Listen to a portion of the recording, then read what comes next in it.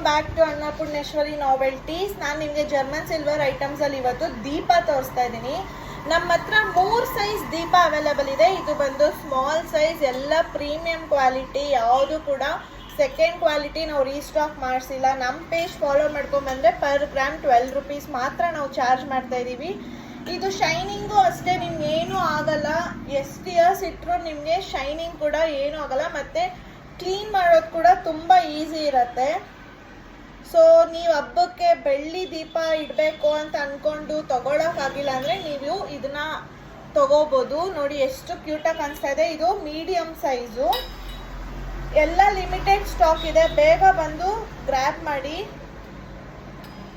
ನೋಡಿ ತುಂಬ ಕ್ಯೂಟಾಗಿದೆ. ಇದು second size. So big size ಬೇಕಂದರೆ ಇದಿದೆ ನಿಮಗೆ. ಇದು ಲಾಸ್ಟ್ ಸೈಜು, ಲಾರ್ಜ್ ಒನ್.